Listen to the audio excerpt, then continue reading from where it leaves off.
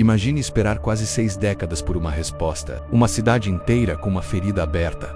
Um mistério que atravessou gerações e que parecia destinado a nunca ser resolvido. Um detalhe perturbador: o responsável já não estava mais vivo há mais de 40 anos. E como um segredo tão sombrio conseguiu permanecer oculto por tanto tempo? Mesmo quando o autor vivia a poucos quarteirões da vítima, hoje você vai ouvir a história real e quase inacreditável de como a ciência e a persistência quebraram um silêncio de quase 60 anos. Respire fundo. O passado está prestes a falar. Na manhã gelada de uma quinta-feira de fevereiro de 2022, um e-mail chegou ao computador do corporal Mark Barron, da Polícia Estadual da Pensilvânia. Ele apertou o botão para abrir a mensagem com as mãos tremendo. Aquela informação era guardada havia 57 anos, 10 meses e 23 dias. O que estava prestes a ler encerraria uma das investigações mais longas de toda a história americana, o quarto caso mais antigo já solucionado no país. A mensagem informava que o perfil genético encontrado na cena de um crime ocorrido em março de 1964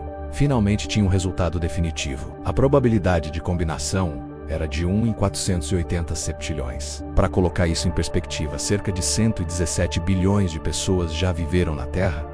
Seria necessário procurar em mais de 4 milhões de planetas como o nosso para encontrar alguém com o mesmo perfil. O caso estava encerrado, mas o que tornava aquele desfecho ainda mais impressionante era o fato de o responsável estar morto havia 42 anos. Ele nunca apareceu em fichas da polícia, nunca foi interrogado, nunca levantou suspeitas, e morava a poucos quarteirões da família da vítima. Essa é a história de como a ciência alcançou a verdade que o tempo tentou soterrar, de como um fragmento preservado em 1964 se tornou a chave para desvendar um ato cruel que mudou para sempre a cidade de Hazleton, na Pensilvânia, e de como quase 6 décadas depois, um estudante universitário usando um laptop conseguiu fazer o que centenas de investigadores não conseguiram: apontar a identidade de um agressor que levou seu segredo para o túmulo. Tudo começou numa manhã comum de quarta-feira, 18 de março de 1964, quando Marise Anchiverella acordou animada. Ela tinha 9 anos, olhos azuis muito vivos, cabelo escuro e era descrita como uma menina carinhosa, quieta e extremamente dedicada. A família dizia que ela sonhava em ser freira um dia. Tinha ganhado um pequeno órgão da loja Sears e passava horas tentando aprender as notas sozinha. Naquele dia, ela estava empolgada com a celebração do dia de São José que aconteceria na escola católica onde estudava. Na noite anterior, havia escolhido cuidadosamente 2 latas de frutas do armazém do pai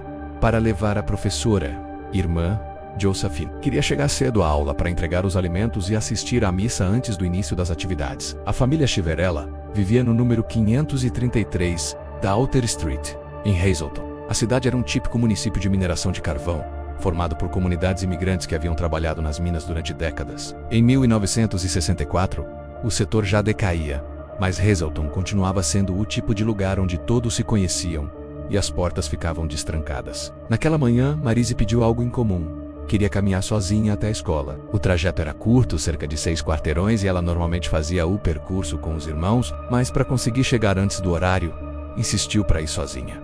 Por volta de 7h50, Marise pegou sua bolsa escolar, as latas de frutas, o casaco escuro e o lenço colorido que usava enrolado no pescoço para se proteger do frio intenso daquele março. O vento estava tão forte que parecia atravessar qualquer camada de roupa. Próximo das 8h10, uma prima da mãe, Helen Slattery, viu a garota caminhando rapidamente pela calçada da West 4th Street. Vizinhos também perceberam que a menina lutava contra o vento cortante, e alguns ofereceram abrigo momentâneo, mas Marise recusou. Queria mesmo chegar à missa. Essa foi a última vez que alguém viu Marise Anchiverella com vida. Quando o horário das aulas avançou e a menina não apareceu, a professora marcou presença faltante, acreditando que talvez ela estivesse atrasada. Em casa, na hora do almoço, os irmãos mais velhos voltaram, mas sem Marise. O pai enviou os 2 de volta à escola para procurá-la. Foi então que a família e a instituição perceberam que ela não havia sido vista por ninguém naquele dia. O pai, Sr. Chiverella, iniciou uma busca imediata. Refazendo o caminho que a filha teria percorrido, perguntou a vizinhos, examinou ruas,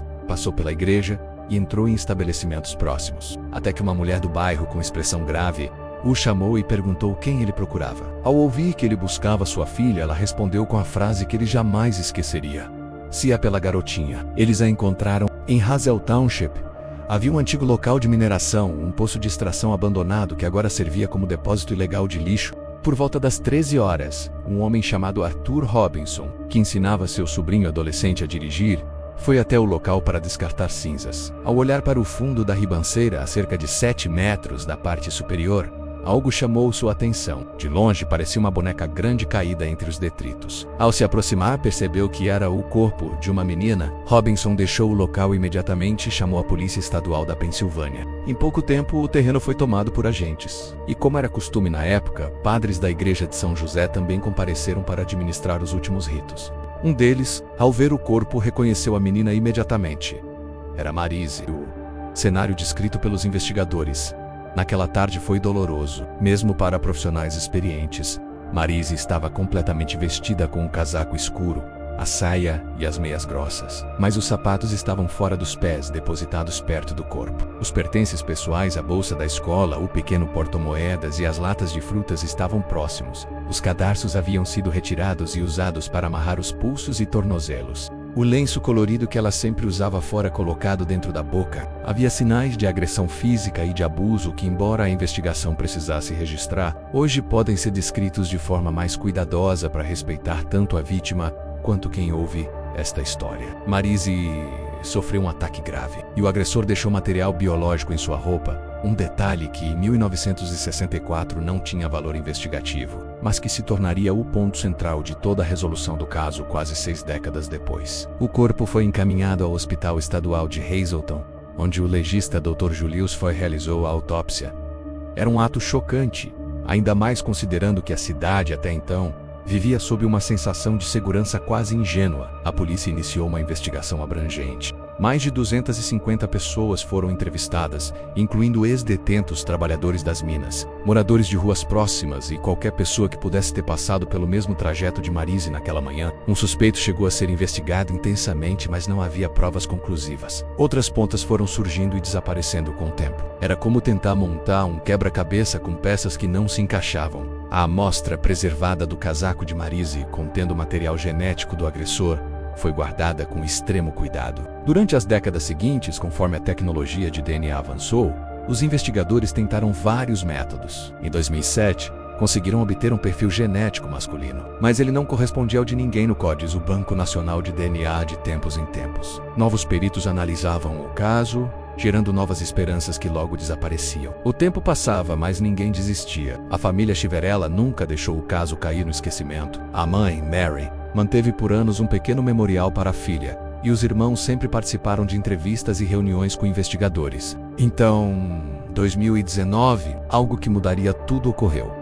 A Polícia Estadual da Pensilvânia firmou parceria com empresas de genealogia genética investigativa, que utilizavam bancos de dados públicos onde pessoas voluntariamente enviavam seus perfis de DNA para fins familiares. O objetivo não era acessar arquivos sigilosos, mas comparar o perfil genético desconhecido com os de pessoas que haviam autorizado esse tipo específico de uso. Foi quando um jovem estudante universitário, Eric Schubert, de apenas 18 anos, entrou na história. Ele era fascinado pela aplicação do DNA em investigações e já ajudara em casos reais como voluntário. Motivado pelo desejo de colaborar com a comunidade e pressionado por sua própria curiosidade, Eric começou a trabalhar no caso Chiverella. Usando o perfil genético obtido a partir do casaco de Marise, Eric construiu uma árvore genealógica que se espalhava por gerações, conectando familiares distantes e identificando os próprios ancestrais do agressor. O processo é trabalhoso. Exige rastrear dezenas de ramos familiares, analisar casamentos, nascimentos, registros de censos e nomes repetidos.